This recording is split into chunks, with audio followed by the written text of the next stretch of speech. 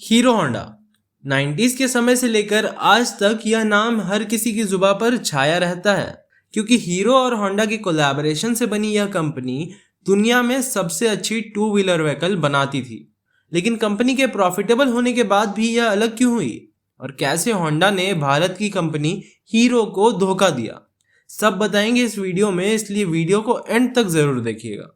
Actually hero एक cycle बनाने वाली कंपनी थी जिसकी नींव ब्रजमोहन लाल मुंजलाल ने 1956 में रखी थी और 1975 तक हीरो भारत की सबसे बड़ी साइकिल बनाने वाली कंपनी बन गई।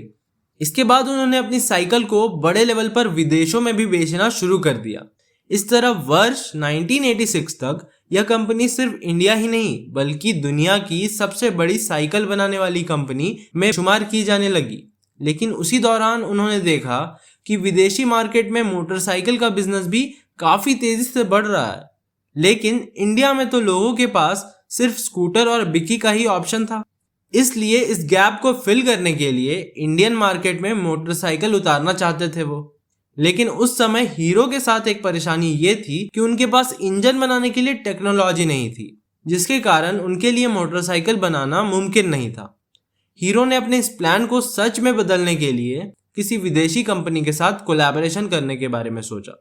अब उस समय भारत में लिबरलाइजेशन भले ही नहीं आया था, लेकिन उस समय गवर्नमेंट इंडियन कंपनीज को यह मौका देती थी कि अगर वो चाहे तो किसी भी विदेशी कंपनी के साथ टाई अप करके इंडिया में अपना बिजनेस एक्सपैंड कर सकते हैं।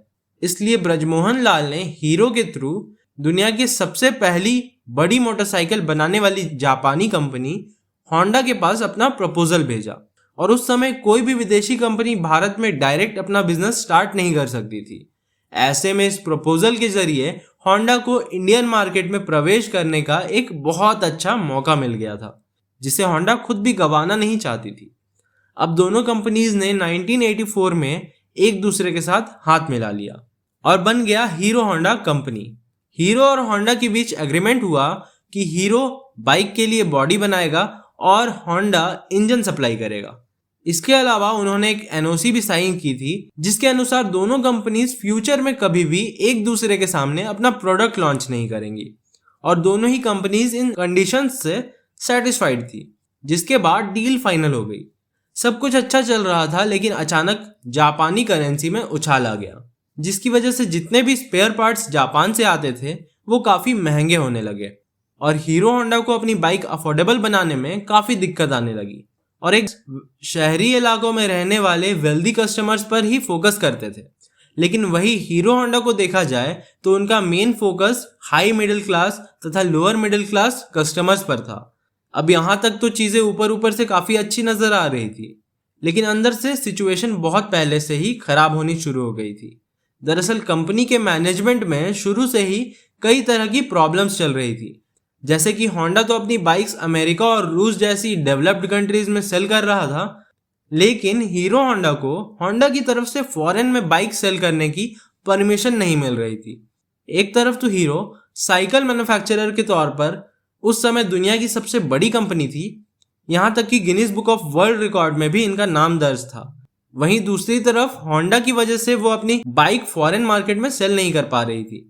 असल में इंडिया के बाहर हीरो होंडा को सिर्फ नेपाल, भूटान और बांग्लादेश जैसे आसपास की कंट्रीज तक ही अपनी बाइक को एक्सपोर्ट करने की अनुमति थी। अब हीरो के मालिकों को यह समझ आ चुका था कि उन्हें होंडा से अलग होना पड़ेगा, लेकिन उन्हें अच्छी तरह यह भी समझ आ गया था कि अगर उन्हें होंडा से अलग होना है तो फिर इंजन भी मैन्युफैक्चर करना पड़ेगा। हीरो ने हीरो होंडा के हिस्से का जितना भी प्रॉफिट मिलता था वो उसके एक बड़े हिस्से को इंजन बनाने में खर्च करने लगे, जिसकी वजह से हीरो और होंडा के बीच में दरार और भी बढ़ने लगी। अब जैसा कि इन्होंने कोलैबोरेशन के समय एनओसी साइन किया था कि ये एक दूसरे के मुकाबले में कभी भी बाइक्स नहीं लॉन्च करेंगे, लेकिन होंडा ने इसके खिलाफ जाकर साल 1999 में इंडिया के अंदर अपनी एक separate company Honda motorcycle and scooter India private limited के नाम से शुरू कर दी और फिर उसी प्राइस सेगमेंट में बाइक लॉन्च करना शुरू कर दिया जिसमें हीरो होंडा की बाइक्स मौजूद थी। इस तरह अगर देखा जाए तो इंडियन मार्केट के अंदर होंडा ने अपनी बाइक्स को हीरो होंडा के सामने लाकर खड़ा कर दिया, जिसकी वजह से हीरो होंडा के कस्टमर्स डिवाइड होने लगे और इसके कुछ सालों बाद होंडा ने एक्टिवा को लॉन्च करके स्कूटर सेगमेंट में भी प्रवेश कर लिया। अब अगर देखा जाए तो इस पूरे मामले में होंडा की पांचों उंगलियां घी में थी, क्योंकि होंडा को हीरो होंडा से तो प्रॉफिट हो ही रहा था और अपनी सेपरेट कंपनी से भी अच्छा प्रॉफिट जनरेट होने लगा था। इन्हीं सभी प्रॉब्लम से परेशान होकर हीरो ने होंडा से अलग होने का फैसला कर लिया और फिर 2010 में जाकर दोनों ही कंपनी अलग अलग हो गई और हीरो होंडा कंपनी में दोनों ही कंपनीज के 26% शेयर थे, जिसमें से होंडा ने अपने 26% शेयर हीरो को ही बेचने का फैसला किया और हीरो कंपनी के प्रमोटर ब्रजमोहन लाल ने 1.2 अरब डॉलर में ये शेयर खरीदकर अपनी नई कंपनी हीरो मोटोकॉर्प के नाम से शुरू की। और कहते हैं ना कि जब आदमी कुछ अच्छा करे तो दुनिया उसकी टांग खींचने के लिए हमेशा तत्पर रहती है, और वही हुआ जब हीरो ने अपनी अलग कंपनी शुरू की थी। जब उन्होंने अपनी अलग कंपनी शुरू की तो लोगों ने कहा था कि हीरो सरवाइव नहीं कर पाएगी होंडा के बिना, लेकिन आज के समय में हीरो दुनिया की सबसे बड़ी मोटरसाइकिल बनाने वाली कंपनी में शुमार किया जाता है। तो दोस्तों, ये थी हीरो होंडा की जॉइंट वेंचर ब्रेकअप की कहानी। दोस्तों, यदि आपको यह वीडियो पसंद आया तो इसे अपने दोस्तों के साथ तथा अन्य जो लोग ऐसी वीडियो में दिलचस्पी रखते हैं उन्हें जरूर शेयर कीजिएगा, तथा आपके मन में अगर कोई सवाल आए तो नीचे कमेंट बॉक्स में हमसे पूछ सकते हैं। हमें आपके सवालों का जवाब देने में बहुत खुशी होगी। तो मिलते हैं अगले वीडियो में दोस्तों। धन्यवाद।